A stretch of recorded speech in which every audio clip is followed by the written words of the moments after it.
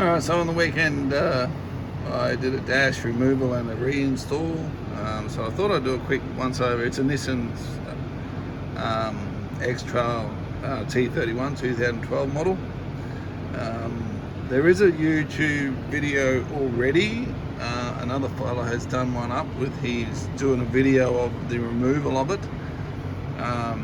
So it's certainly well worth a look at that if you do the job. But what I thought, I'll just do a bit of an overarching video purely to sort of get the process in brief for people, and also those few things that he didn't mention on that video as well. So more for the home mechanic than the workshop type thing. So so I'll concentrate on things that are not in his video. I'll put the link down there anyway, just to help the fella out from overseas somewhere.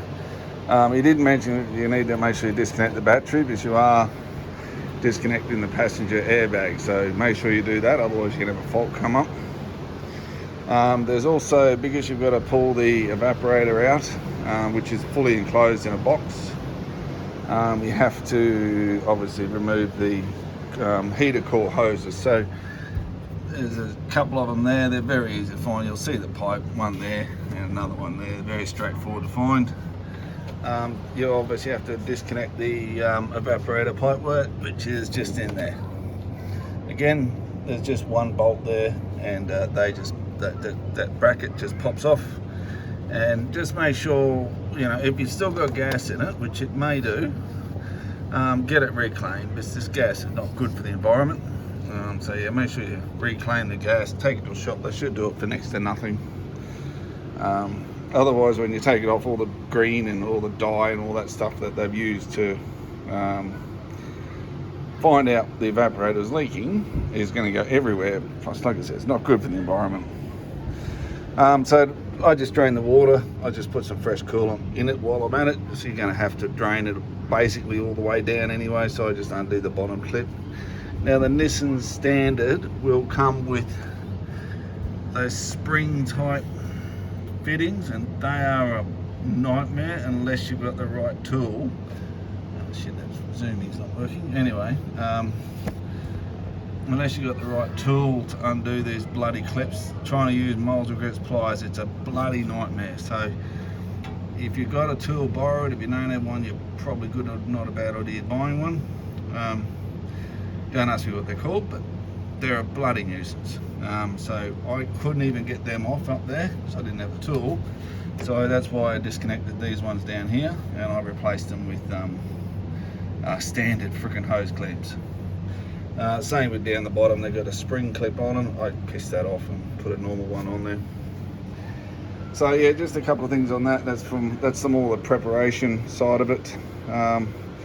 So the actual job, the fault finding side of it. So if you can, basically if the aircon guy or girl will check the engine bay, they'll check all the fittings and all that, and they'll essentially say there's no leaks out here, there's no sign of the green dye.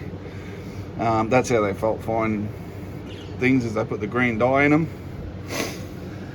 So just eventually it ends up being default as the evaporator. So there is a test refrigeration, a fridgie can do, as in an aircon guy can do, and they can actually take the gas out and replace it with another type of gas. I'm not sure what it was.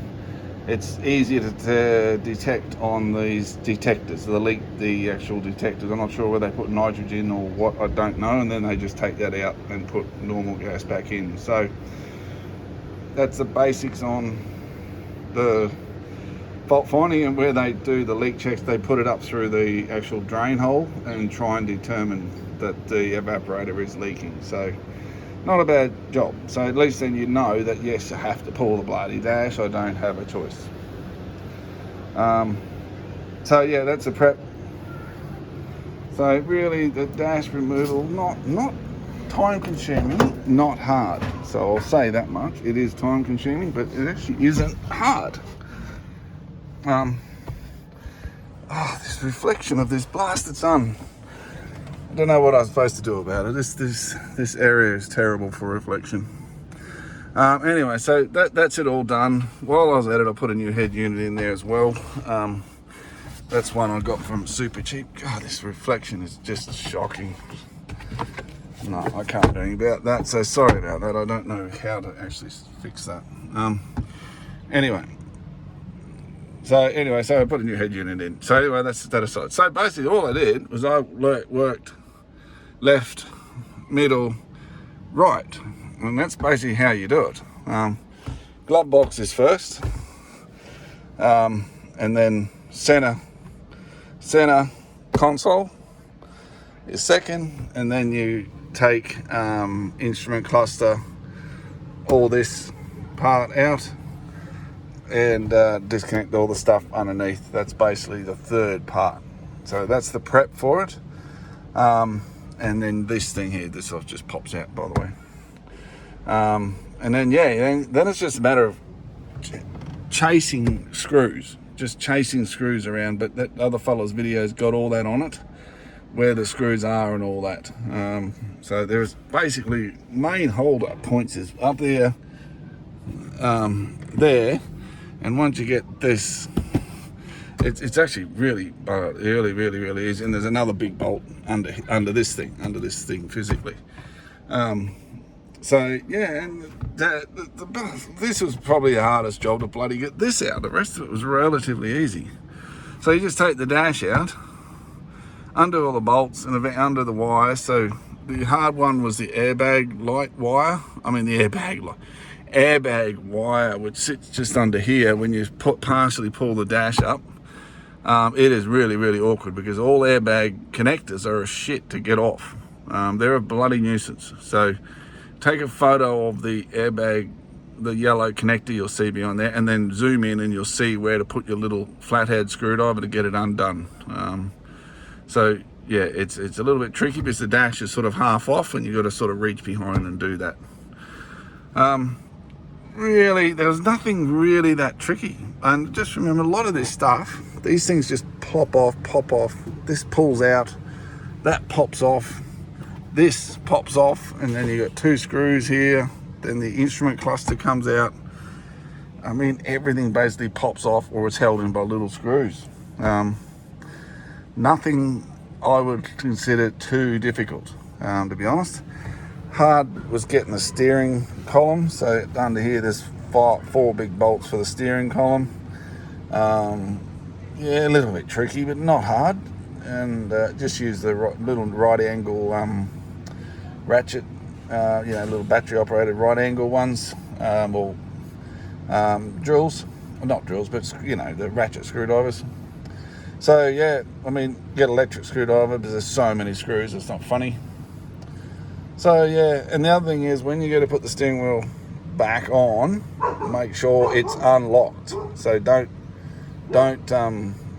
accidentally, you'll lock this as you're maneuvering. Make sure they put the key back in and make sure it's unlocked before you position that back up. That's something that cost me about half an hour before I realised what was going on. Yeah, really, that's about all I can say. It is a time-consuming job, because there's just so many screws, so many things to find, but not hard. So when you pull the whole evaporator section out, there's bolts in there. You just swap them out. You pull the old evaporator out. You put the new one in. Make sure you put new O-rings in there as well. Don't mess around with O-rings. They're cheap. Put the exact same O-rings out as what you remove, put it in. Make sure those O-rings are the same thickness and diameter and all that. You can go to any little fridgy shop. They should, wherever you buy the evaporator from, buy the seals, the O-rings with it. They won't give it to you, but you'll need to buy them with it. I did it completely on my own. The other thing it doesn't show in the video is that there's another screw for the center here. So the big crossbar that goes across here, there's two screws over there that undoes it, and then you can pull that out. And then over here, there's another bolt. Oh, there it is. Yeah. See that? Oh, you can't see it. There's a little bolt just down in the door well here. So just down in there, in between the door and the panel, there's a bolt, and that actually connects to the big bloody bolt, big cross member in the middle. So don't forget that bolt. It doesn't show you that in the video, and it's bloody there. And I couldn't work out why it wouldn't undo, and then just by chance I saw this mongrel bolt sitting there, and that's not part of the door frame, and undid that, and away you go. It is tricky because you can't get the bolt in or out without taking the door off, but don't need to take the door off. It undoes enough, and the door's about a little bit open, and it's fine. So you do not take the door off. That bolt is enough to get off, and then you can pull the big bar out. So remember, as per the guy's video, don't need to pull the bar out. You just need to pull it backwards. Leave it, all the wiring and all that shit connected to the bar. Leave that all connected. Don't make it muck around with that.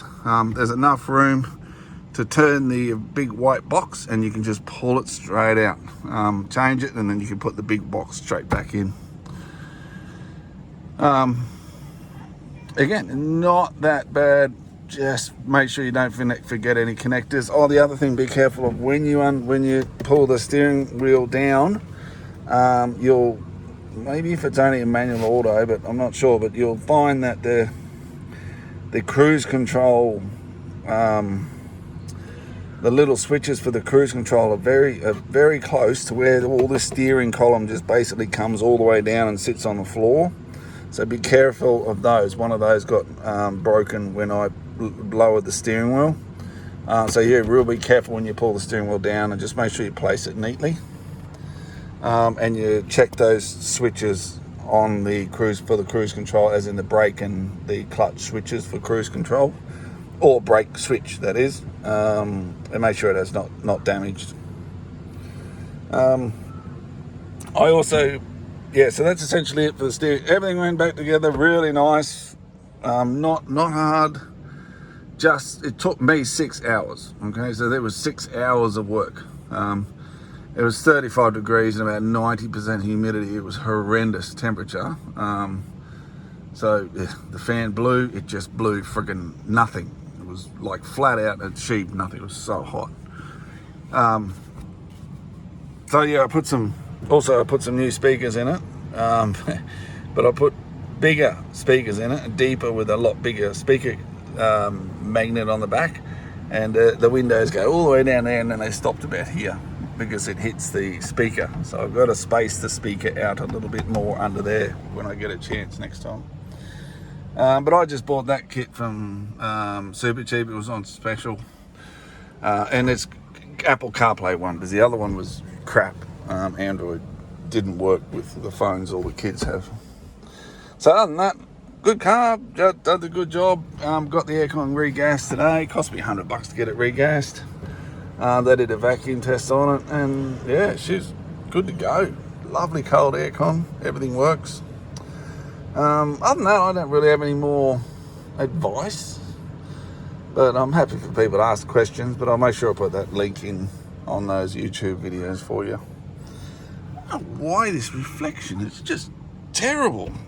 Anyway, no worries. I hope I can help you out with the combination of those two videos, mine and the other guy from overseas. I'll put the link in to get this job comfortable and without forgetting things or missing steps. So yeah, no worries. Thank you.